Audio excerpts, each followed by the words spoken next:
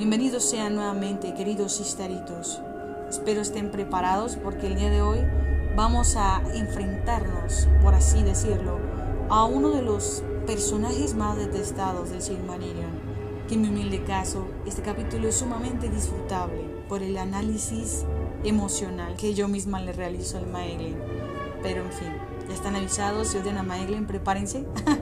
No vayan a dejar que nada los interrumpa. Y si es así, busquen la manera de tener otro momento para disfrutar de todo esto.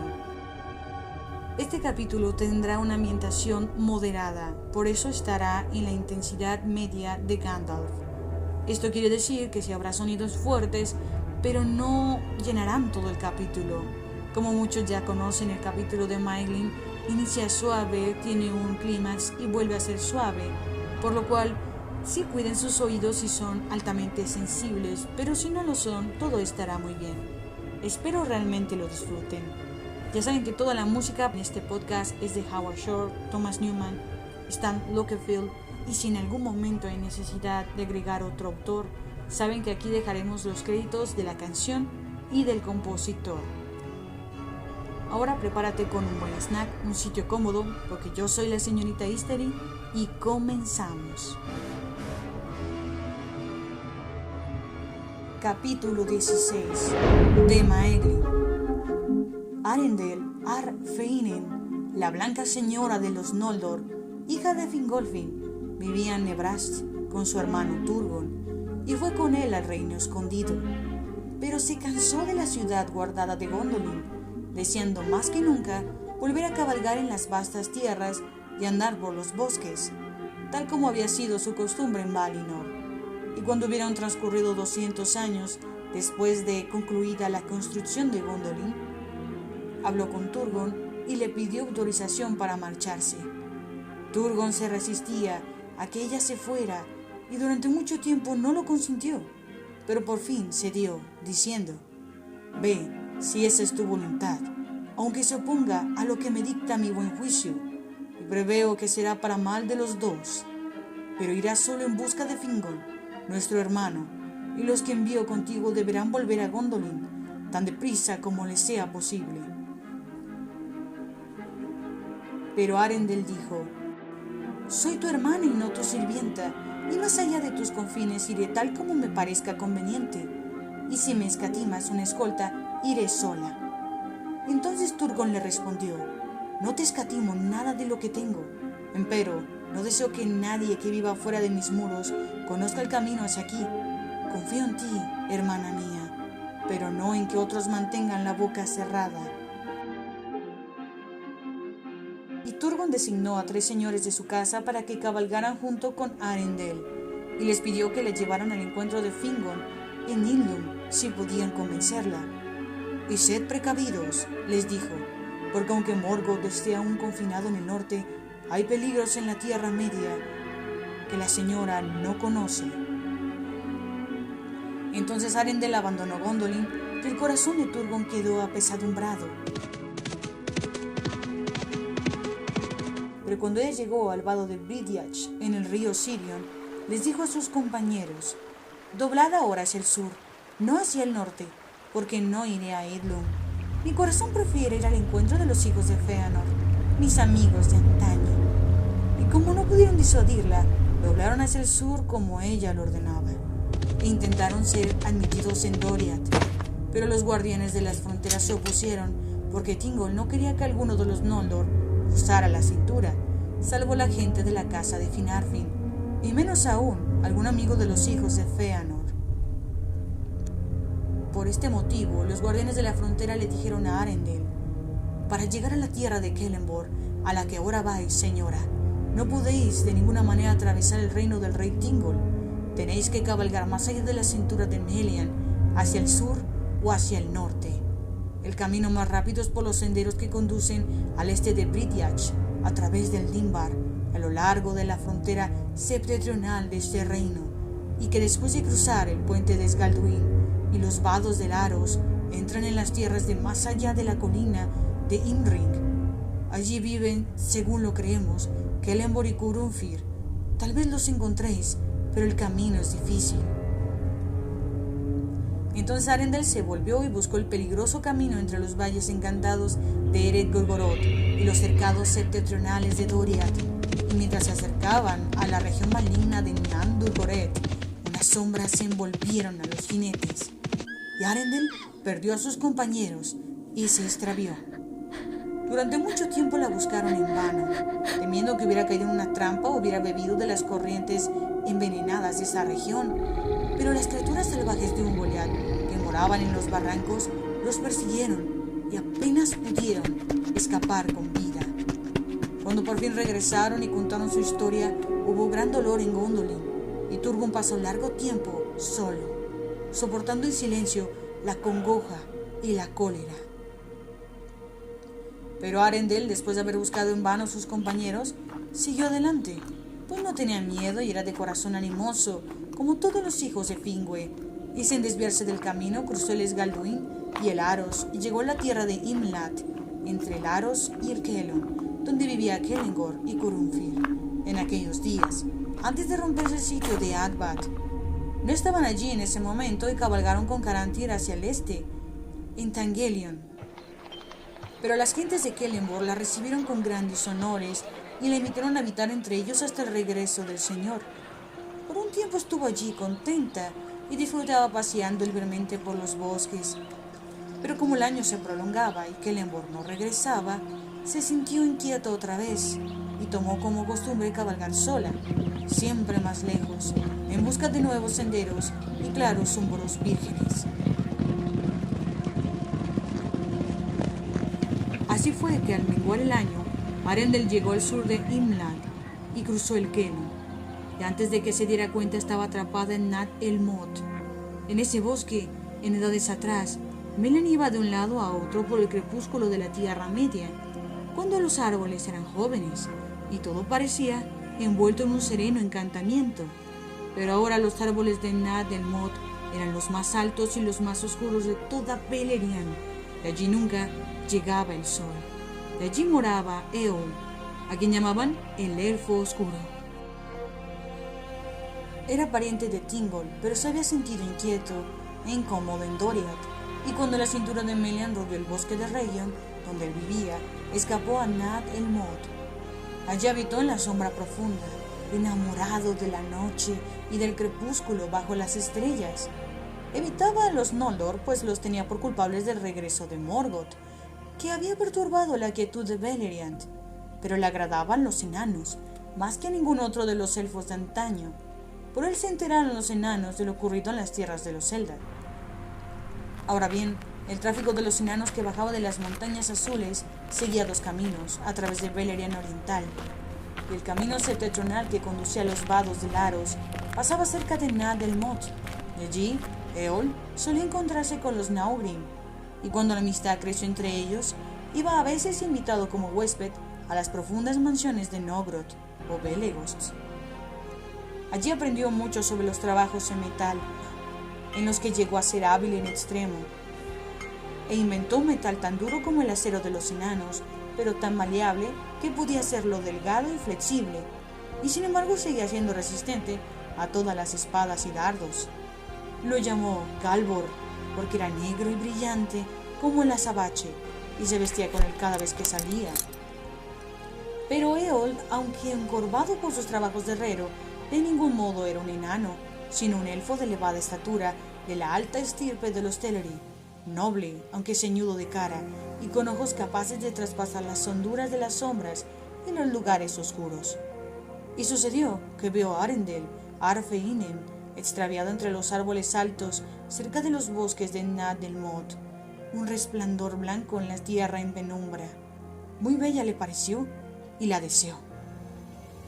Y le echó un encantamiento para que no le fuera posible encontrar el camino de salida y se acercara cada vez más a donde él moraba, en las profundidades del bosque. Allí tenía su herrería y sus estancias oscuras, y sus sirvientes silenciosos y callados como él. Y cuando Arendel, fatigada de errar, llegó por fin a las puertas de la casa de Eol, él se le apareció y le dio la bienvenida y le hizo entrar en la casa, y allí se quedó, porque Eol la tomó como esposa, y transcurrió mucho tiempo antes de que algún pariente de Arendel volviera a saber de ella. no se dijo que Arendelle no estuviera del todo descontenta, ni que durante muchos años la vida en Nad el Mod le fuera odiosa, porque aunque por orden de Eol tuviera que evitar la luz del sol, erraban juntos muy lejos bajo las estrellas, o a la luz de la luna menguante. También podía pasearse sola por donde quisiera, aunque Eol le había prohibido que buscara a los hijos de Fëanor, o a ningún otro de los Noldor. Y Arendelle tuvo un hijo de Eol, en las sombras de Nad el Mod, y le puso un nombre secreto en la lengua prohibida de los Noldor, Lomion, que significa hijo del crepúsculo, pero el padre no le dio ningún nombre hasta que tuvo 12 años. Lo llamó entonces Maeglin, que significa mirada aguda, pues advirtió que los ojos de su hijo eran más penetrantes que los suyos, y que era capaz de leer los secretos de los corazones, más allá de la niebla de las palabras. A medida que Maeglin crecía, tenía cada vez más la cara y talla de los Noldor, pero en templo y mente era el hijo de su padre. Parco en palabras, hablaba únicamente cuando los asuntos le incumbían de cerca, y entonces su voz tenía el poder de convocar a quienes lo escuchaban y de derribar a quienes se le oponían. Era alto y de cabellos negros y de ojos oscuros brillantes y profundos como los ojos de los Noldor, y de piel blanca. A menudo iba con Eol a la ciudad de los enanos al este de Eren Lindon, y allí aprendía lo que estuvieran dispuestos a enseñarle, y sobre todo el arte de descubrir las vetas de los metales en las montañas. Sin embargo, se cuenta que Maeglin amaba más a su madre y que si Eol salía, se quedaba largo tiempo junto a ella. Escuchaba todo cuanto pudiera contarle de las gentes de su casa y de las hazañas que habían llevado a cabo en Eldamar, y del poderío y del valor de los príncipes de la casa de Fingolfin. Todas estas cosas guardaba celosamente en el corazón, pero sobre todo lo que oía de Turgon y de que no había heredero, pues su esposa, Elengwe, había muerto en el cruce del Hexicare y no le quedaba otro hijo que la joven Idril Celebrimbor. Mientras contaba estas historias, se despertó en Arendelle el deseo de volver a ver a los suyos, y se maravilló de que se hubieran cansado de la luz de Gondolin y de las verdes hierbas de Tumladen bajo los cielos ventosos de la primavera. Además, a menudo se sentía sola en las sombras cuando el hijo y el marido se ausentaban. De esas historias nacieron también las primeras disputas entre Maeglin y Eol, porque de ningún modo quiso Arendelle revelarle a Maeglin dónde habitaba Turgon, ni cómo se podía llegar allí, y él decidió esperar, confiando en que algún día le sonsacaría el secreto, o quizá podía leerle la mente desprevenida. Pero antes que nada deseaba ver a los Noldor y conversar con los hijos de Fëanor, sus parientes, que no vivían lejos. Pero cuando declaró sus propósitos, Eol entró en cólera.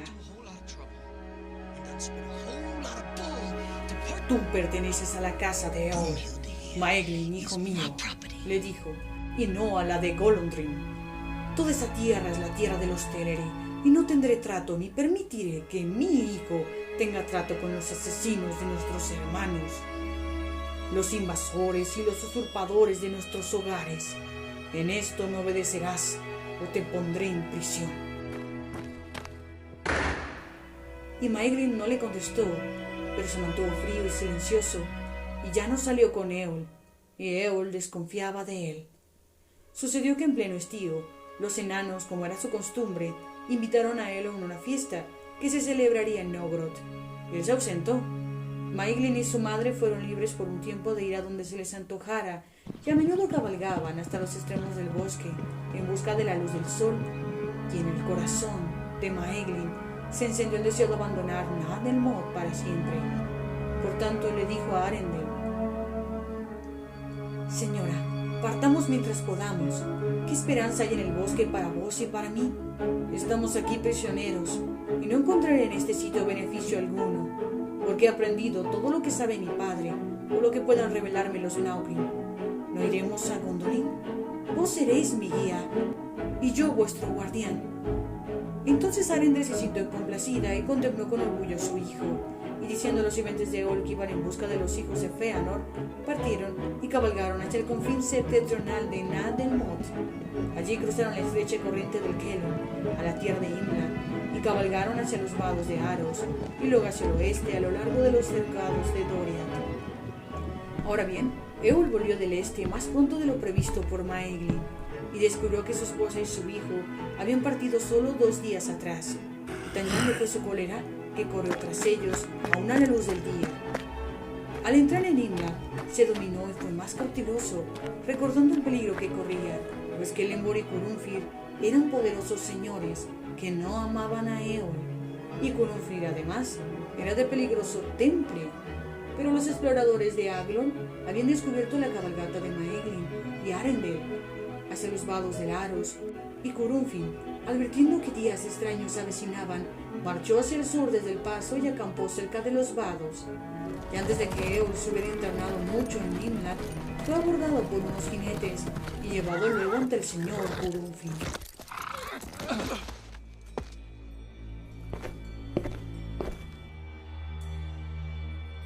Entonces le dijo Curunfir a Eol: ¿qué os trae a mis tierras, elfo oscuro? Un asunto urgente, quizá, que expone la luz del día a alguien que tanto esquiva el sol. Y Eol, conociendo el peligro en que se encontraba, retuvo las amargas palabras que le nacían en la mente. He sabido, señor Curunfir, dijo, que mi hijo y mi esposa, la blanca señora de Gondolin, ha ido a visitaros mientras yo me encontraba ausente de mi casa, y me pareció adecuado unirme a ellos en este cometido. Entonces Curunfir se rió de Eol y dijo: quizás habrías encontrado la bienvenida menos cálida de lo esperado si vos los hubieras acompañado, pero no tiene importancia, porque no venían aquí. Hace 2 días que han cruzado los Arioshak y de allí cabalgaron rápidamente hacia el oeste. Parece que queréis engañarme, a no ser en verdad que vos mismos seáis el engañado. Y Eol respondió: entonces, señor, quizá me deis permiso para partir y descubrir la verdad en este asunto. Tenéis mi permiso, pero no mi amor, dijo Curunfir. Cuanto antes abandonéis esta tierra, tanto más estaré complacido. Entonces Eol montó su caballo diciendo: es afortunado, señor Curunfir, encontrar un pariente tan amable en momentos de necesidad. Lo recordaré cuando regrese. Entonces Curunfir miró sobrio a Eol. No ostentéis el título de vuestra esposa ante mí, dijo, porque los que roban a las hijas de los Noldor y las desposan sin dote o autorización no ganan parentesco con los Noldor. Os doy mi permiso para partir. Aprovechadlo e idos. De acuerdo con las leyes de los Eldar, no puedo mataros en esta ocasión. Y este consejo añado: volved a vuestra morada en la oscuridad de Nadelmot, pues me advierte el corazón que si perseguís ahora a los que ya no os aman, nunca volveréis. Entonces Eol se alejó cabalgando deprisa y lleno de odio por todos los Noldor, pues comprendía ahora que Maeglin y Arendel huían a Gondolin. Y llevado por la ira y la vergüenza de su humillación, cruzó los vados del Aros y se precipitó por el camino que ellos habían recorrido antes. Pero aunque no sabían que él los seguía, montado en el corcel más rápido, Eol no consiguió verlos antes de que llegaran al Bryndiach y llegaran allí los caballos. Los traicionó entonces la mala suerte, porque los caballos relincharon con fuerza, y el corcel de Eol los oyó y se apresuró hacia ellos. Eol vio desde lejos el blanco vestido de Arendel y observó que iba en busca del sendero secreto en las montañas. Ahora bien, Arendel y Maeglin llegaron al portal exterior de Gondolin y la guardia oscura bajo las montañas. Y allí ella fue recibida con alegría, y pasando por las 7 puertas llegó con Maeglin ante Turgon, sobre Amon Muaret. Entonces el rey escuchó maravillado todo lo que Arendel tenía que contar, y miró con agrado a Maeglin, el hijo de su hermana, viendo en él a un príncipe digno de contarse entre los Noldor. Me alegro en verdad de que Artheinen haya regresado a Gondolin, dijo, y ahora mi ciudad parecerá otra vez más hermosa que en los días en que daba a mi hermana por perdida. Y Maeglin, tú tendrás los más grandes honores en mi reino. Entonces Maeglin le hizo una profunda reverencia y tuvo a Turgon por rey y señor, y se le sometió. Pero se mantuvo silencioso y alerta, porque la dicha y el esplendor de Gondolin sobrepasaban todo lo que había imaginado por las historias de su madre, y estaba asombrado ante la fortaleza de la ciudad y de los ejércitos, y las muchas cosas extrañas y hermosas que contemplaba. Sin embargo, nada atraía tanto su mirada como Idil, la hija del rey, que estaba sentada junto a él, porque era dorada como los Vanya, el linaje de su madre, y se parece al sol del que el palacio entero del rey recibía la luz. Pero Eol, siguiendo los pasos de Arendelle, encontró el río seco y el sendero secreto, y así, arrastrándose sigiloso, llegó a la guardia y fue atrapado e interrogado. Cuando la guardia oyó que reclamaba a Arendelle como esposa, se sorprendió y envió un rápido mensajero a la ciudad y fue a la estancia del rey. «Señor», exclamó, «la guardia ha hecho prisionero a uno que ha llegado encubierto ante el portal oscuro. Dice llamarse Eol y es un elfo de alta talla, oscuro y ceñudo, de la parentela de los Sindar. No obstante, reclama a la señora Arendelle como esposa y pide que lo traigan ante vos. Es mucha su cólera y cuesta contenerlo, pero no lo hemos matado, tal como vuestra ley lo exige». Entonces Arendelle dijo: «Ay, Eol nos ha seguido como lo temía, pero lo ha hecho con gran cuidado, pues no vimos ni oímos nada al entrar en el camino escondido». Luego le dijo al mensajero: «No ha dicho sino la verdad. Él es Eol y yo soy su esposa, y él es el padre de mi hijo. No lo matéis, sino traedlo ante el juicio del rey, si éste así lo dispone». Y así se hizo. Y Eol fue llevado al palacio, y se mantuvo en pie ante el alto trono de Turgon, con una expresión torva y orgullosa, aunque no estaba menos asombrado que su hijo ante todo cuanto veía, mas le pesaba en el corazón la ira y el odio que sentía por los Noldor. Pero Turgon lo trató con honores y se puso de pie y quiso tomarle la mano y le dijo: «Bienvenido, mi pariente, pues por tal os tengo. Aquí moraréis a vuestro gusto, pero no abandonaréis mi reino, porque es mi ley que quien encuentre el camino a mi morada ya no podrá irse». Pero Eol le retiró la mano. «No reconozco yo tu ley», dijo. «Ni vos, ni ninguno de vuestro linaje tenéis derecho en esta tierra. Apoderaos de reinos sin poner límites en sitio alguno. Esta es la tierra de los Teleri, a quienes traéis guerra e inquietud, de los que tratáis siempre con orgullo e injusticia. Nada me importa de vuestros secretos y no vine a espiaros, sino a reclamar lo mío, mi esposa y mi hijo. No obstante, si cierto derecho tenéis a Arendelle, vuestra hermana, que ella se quede, que el pájaro vuelva a la jaula, donde pronto volverá a enfermar como ya enfermó antes. Pero no, Maeglin, a mi hijo no lo retendréis. Ven, Maeglin, hijo de Eol, tu padre te lo ordena. Abandona la casa de los enemigos y los asesinos de mis gentes, o seas maldito».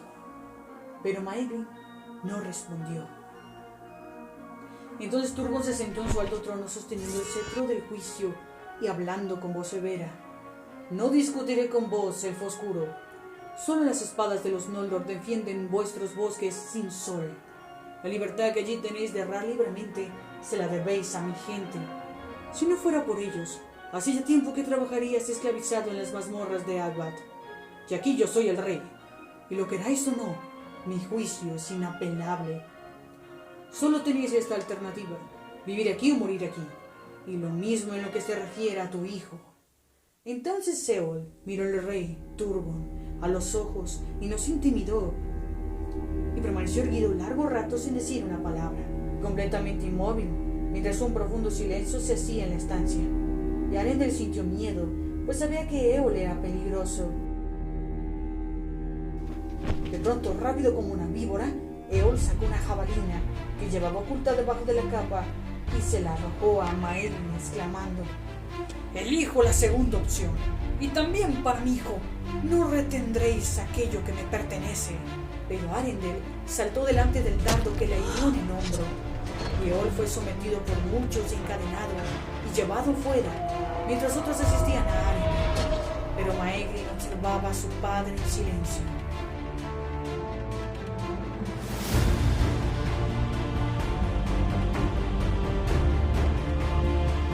decidió que Eol fuera llevado al siguiente día ante el rey para ser juzgado, y Arendelle e Idril inclinaron a Turgon que se mostrara clemente. Pero al caer la tarde, Arendelle enfermó, aunque la herida no había parecido grave, y se hundió en la oscuridad, y a la noche murió.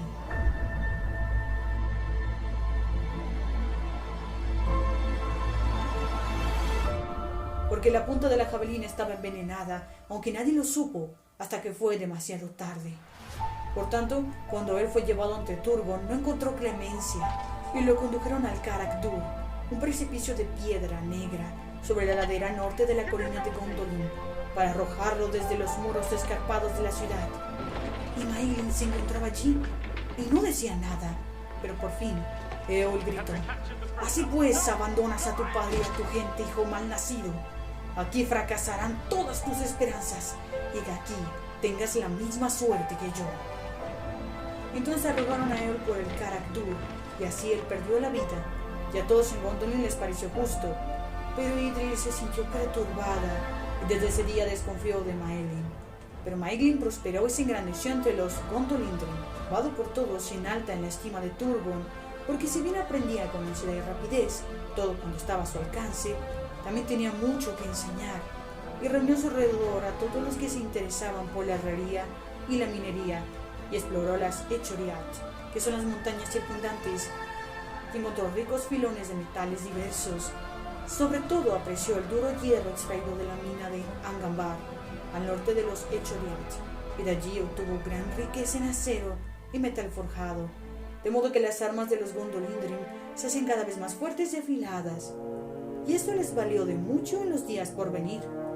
Maeglin era de buen juicio y precavido, y sin embargo también osado y valiente en la hora de la necesidad, y eso se vio en días posteriores, porque cuando en el año terrible de las Nirnaed Ardoniat, Turgon fue en ayuda de Fingon al norte, Maeglin no quiso quedarse en Gondolin como regente del rey, y marchó a la guerra y luchó junto a Turgon, y se mostró feroz y temerario en la batalla.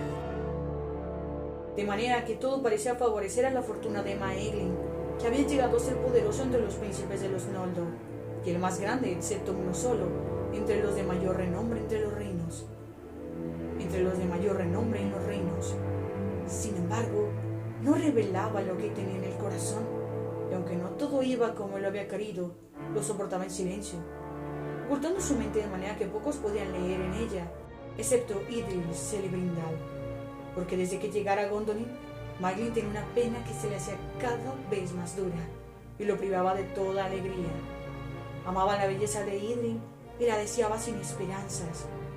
Los Eldar no se desposaban con parientes tan cercanos, y tampoco nadie lo había deseado antes, pero sea como fuere, Idril no quería a Maeglin, y conociendo cómo pensaba él en ella, lo quería todavía menos, porque le pareció una cosa extraña y perversa en él, como en verdad siempre en adelante les pareció a los Eldar, un fruto maligno de la matanza de los hermanos, porque la sombra de la maldición de Mandos cayó sobre la última esperanza de los Noldor. Pero al paso de los años, Maeglin continuaba observando a Idril y aguardaba, y el amor se le ennegreció en el corazón, y tanto más intentaba imponerse en otros asuntos, sin esquivar faena ni peso, si de ese modo ganaba en poder. Así sucedía en Gondolin, y en medio de toda la dicha de ese reino, en días todavía de gloria, se había sembrado allí una oscura semilla maligna.